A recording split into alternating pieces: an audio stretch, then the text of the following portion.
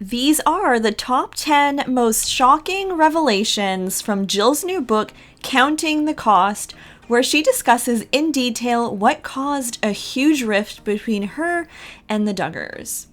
So, number 10. In chapter 1, Jill talks about the fact that growing up, she was an approval hunter. She really cherished nods of approval. She wanted to be that good girl, help out as much as she could, and at Bible study, she would show up with her notebook open and pen ready, and Jim Bob would say something like, "Look, Jill's so ready," while the other kids would be running wild.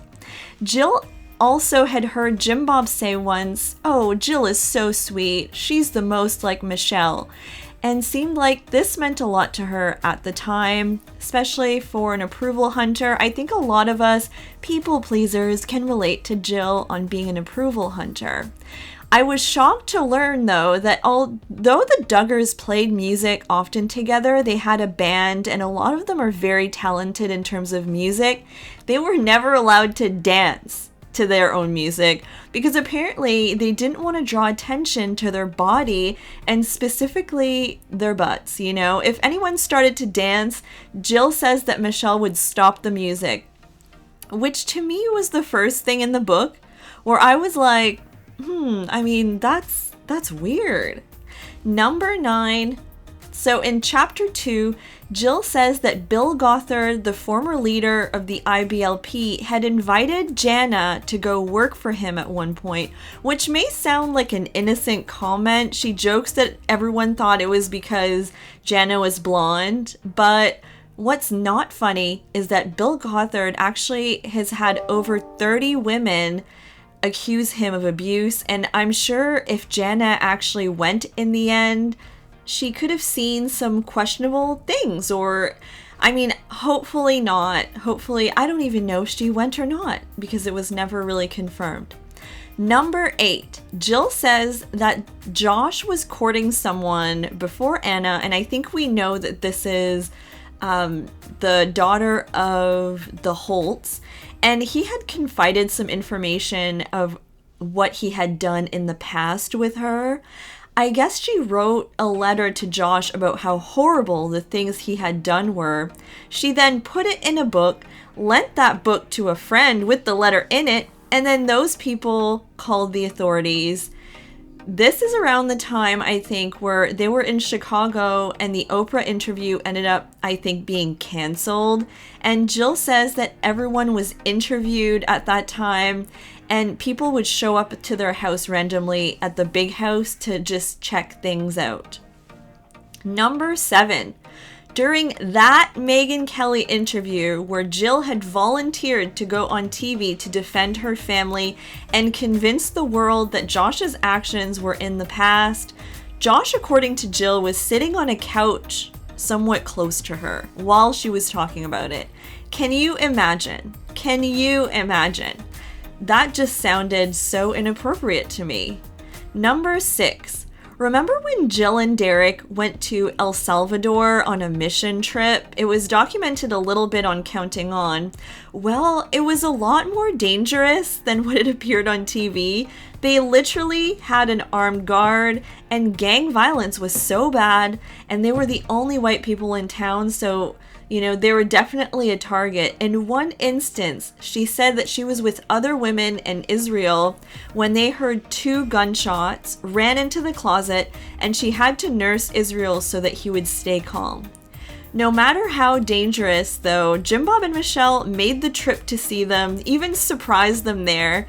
And this is where Derek had a tense conversation with Jim Bob, where Derek asked if they could get some income from the show at one point. They started talking about money. Did not go well. Jim Bob said the show is a ministry first. So Jim Bob had asked, what do you want? Like $10 an hour? And Derek kept pressing him to see how much TLC is paying him. Jill that night couldn't even sleep. She was worried that Derek would be seen as disrespectful. And she keeps saying in the book that the dangers in El Salvador were increasing and increasing, but they were so committed to El Salvador for some reason, and they didn't want to go back to film or to some photo shoot in Texas. They wanted to go back again a second time, but it was the Zika virus and Jill was pregnant with her second baby, so they didn't end up. But their passion for that ministry, to me was really something that stood out. Number 5, Jill says that at one point, Jim Bob offered the kids $80,000. She says it was a commitment for 7 years and they had to make themselves and their kids available for filming and an NDA for the rest of their lives. And Jill and Derek, the terms were just not okay with them. They did not end up signing it.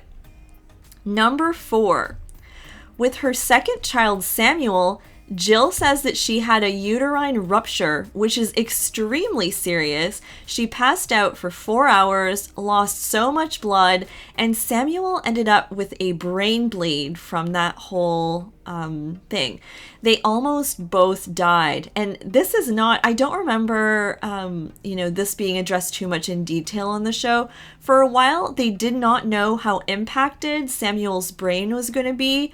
But later, a scan showed that almost by miracle, it was all clear. Apparently, Jim Bob had charmed his way, too, at the hospital to see the baby, even though he technically wasn't on the list. And Samuel was in the NICU for a long time. Number 3, Jill had decided to wear pants, and the first place she ever did was at Silver Dollar City, somewhere that had a special place in her heart based on her childhood. And this was after Ginger did. But Jimbo and Michelle were mad because she hadn't consulted with them like Ginger did first. The final straw, in a way, between the Jill and Jim Bob relationship came when Jill decided to get a nose ring. She called him to tell him before because she remembered what Ginger had done, but he didn't answer. And Michelle later told Jill she was happy he didn't answer because he was not in a good mood, let's say. He later left a voicemail for Jill, telling Jill that she was ruining her life and to think of her little sisters. The nose ring was a no-go for Jim Bob. Number 2, Jill, Jim Bob, Michelle, and Derek had at one point found a mediator and tried to resolve issues with the mediator, except the mediator was basically worthless. He just sat there shocked as they were having this confrontation. It kind of ended up, it sounds like a shouting match. Jim Bob said, according to Jill, that the letter they had sent was the most disrespectful thing ever. And Jill was crying almost in a fetal position.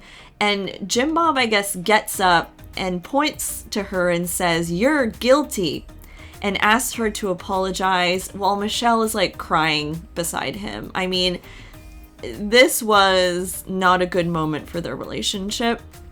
I mean, the mediator could have said something or done something. And later they did therapy as well, Jill and Derek. And Michelle and Jim Bob they were game in terms of all that. So credit to them for actually being willing to do that too. And number 1, Jim Bob at one point sent an email to Jill outlining everything he spent on her throughout the years: her harp, gas, her phone bill, midwifery classes, clothes, dining out. And basically he made them a $20,000 offer, a one-time thing. And he said in there that her inheritance would be reduced if she went against them. So Jill and Derek decided based on that to lawyer up, and Jim Bob went ballistic.